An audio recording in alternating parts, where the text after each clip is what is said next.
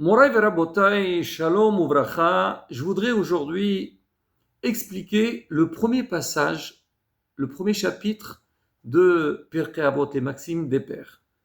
Donc on a expliqué dans les derniers cours que c'est un Minhag Israël, il est coutume de lire les Pirkei Avot, donc entre Pesach et Shavuot, un peu pour nous préparer à Matan Torah, pour la réception de la Torah. Alors le Pirkei Avot, il commence Moshe qibel Torah Sinai, Sarah li Yoshua, Yoshua les Zkinim, etc.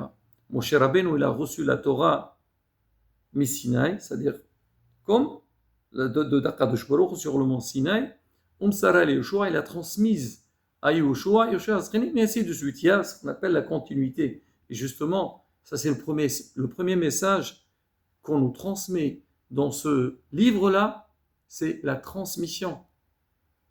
Il ne faut pas garder, on va dire, un trésor pour soi-même. On profite, on donne aux autres, et ainsi de suite. Et c'est ça un petit peu, donc le but de la vie. Donc on dit à la mitzvah, peria verivia, se marier pour avoir des enfants, leur transmettre, et eux ils vont transmettre à leurs enfants, et ainsi de suite. Et Baruch Hashem, c'est ça qui tient à Am Israël, c'est la transmission. Ce qu'on a reçu sur le mont Sinaï, il a été transmis, et ainsi de suite jusqu'à maintenant. Parce qu'aujourd'hui on étudie, quelque part, on étudie ce qu'on a reçu sur le mont Sinaï, et nous aussi, on apprend et on va le transmettre. Donc ça, c'est le début.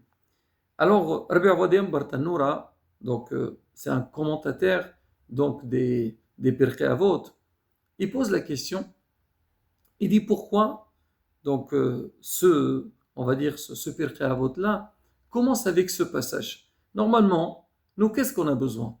On dit les maximes des pères, ça veut dire les règles, moi je vais appeler ça les perles des pères, ça veut dire les attachés. Donc on essaiera, si Dieu veut, de faire des cours sur quelques passages, mais chacun il est invité de prendre donc ce livre et lire et puiser. Il y a énormément d'explications et vraiment c'est un guide pour la vie et ça nous forme.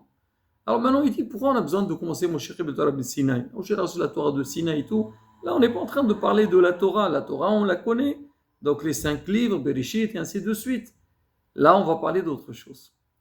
Rabotai, écoutez la réponse. Alors lui-même, il dit parce que celui qui va lire donc, ces passages de Pirkei Avot, il pourrait se dire, mais cette chokhma, cette sagesse, on peut la trouver partout. Aujourd'hui, les sages, ça ne manque pas. On dit même, c'est vrai que la Torah, pour le Ham Israël, en fait, elle est pour tout le monde, mais l'Ham Israël a mérité de la recevoir. Mais on dit Chokhma, Bagoyin Ta'amin, la sagesse, elle a été donnée pour tout le monde. Tout le monde peut réfléchir, apprendre, travailler et s'instruire. Celui qui va lire, donc on a dit les maximes des pères, il pourrait se dire, mais je ne comprends pas. Qu'est-ce qu'il y a de particulier dans ce livre-là? Ce qui est marqué ici, on peut le trouver où on veut. Et il va nous dire non. Il ne faut pas croire que ce que les Tanaïm, ils ont écrit dans ce livre, ils l'ont sorti de leur propre tête. Eux-mêmes, ils ont réfléchi, et ils ont dit que c'est comme ça qu'il faut faire, que c'est de telle et telle manière qu'il faut se conduire. Non.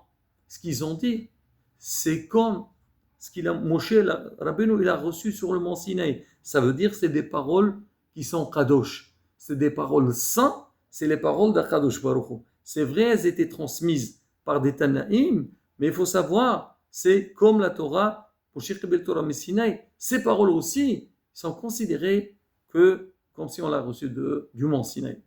Je vais un petit peu développer cette idée. Par rapport au mont Sinaï, je veux prendre les 10 commandements. On sait très bien que ce qu'on appelle le Ma'amad, le moment du don de la Torah, c'est un moment qui est très particulier et le monde entier, il a été informé à ça. Certes, le peuple d'Israël, il a mérité de recevoir la Torah parce que Hachem, il a donné le choix à toutes les nations du monde s'ils voulaient recevoir la Torah ou pas. Ils ont refusé. Les seuls qui ont accepté, c'est le peuple d'Israël. Mais ça ne veut pas dire que les nations du monde, s'ils veulent s'intéresser à la Torah, ils peuvent. Bon, il y a beaucoup de règles dans ça, ce n'est pas le but du cours. Maintenant, normalement, donc on sait qu'on dit Hachem, lui-même est descendu sur le mont Sinaï.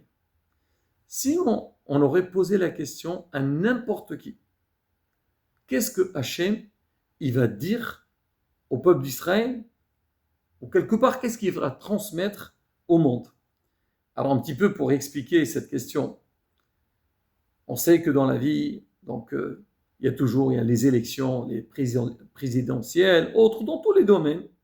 Et en règle générale, donc celui qui a été élu, il doit transmettre un message à, on va dire, à son entourage, au public qu'il a élu.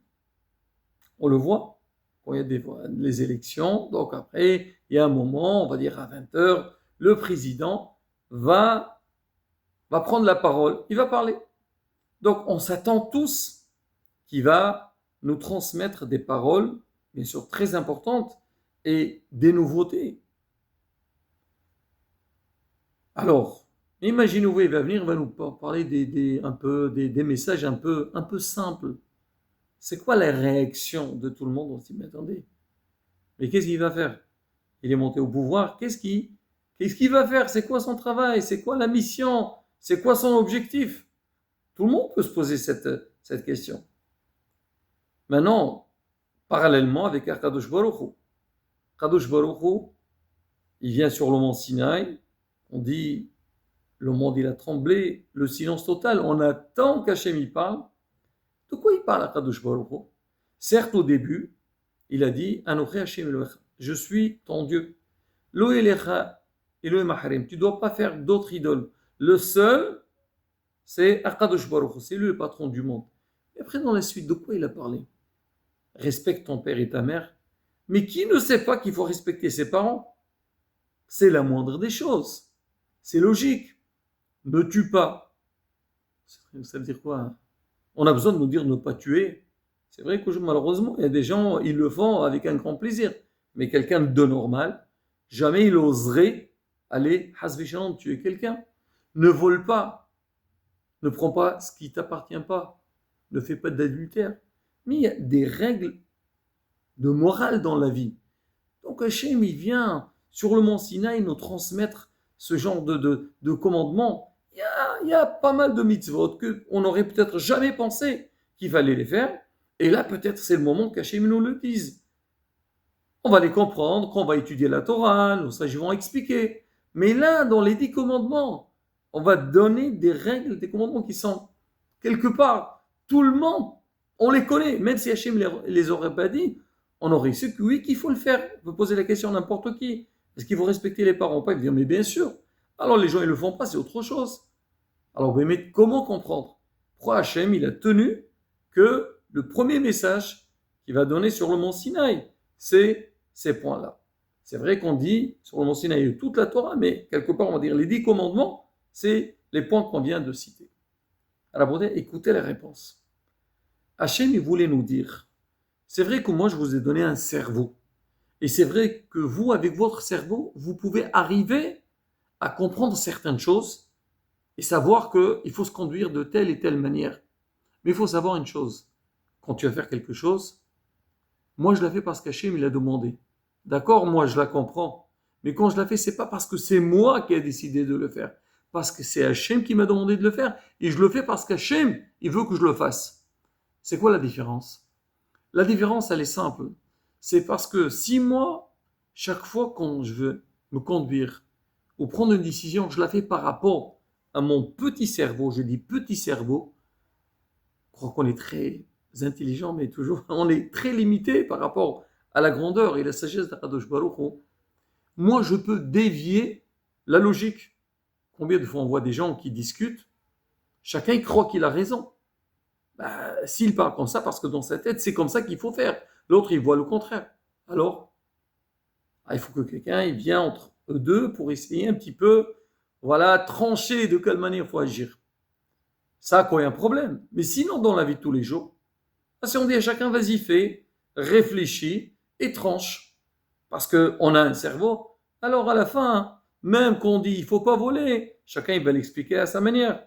Dans quel cas je vole pas, ceci, cela, mais dans certains cas c'est permis. Ne tue pas, ça dépend. Dans quel cas, c'est vrai, c'est pas bien de tuer, mais dans ça.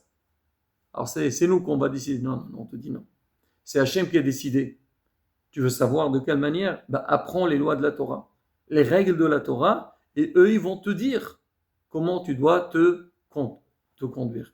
Et c'est pour ça, Rabotai, donc Moreno, Rabotai Bartanora, il nous explique pourquoi la Mishnah elle a commencé, Mouchir Kibil Torah Messine. On a besoin de, première des choses, nous informer, c'est que comme la Torah a été reçue de Sinaï, même les lois qu'on va lire dans les maximes des pères, c'est donné du ciel.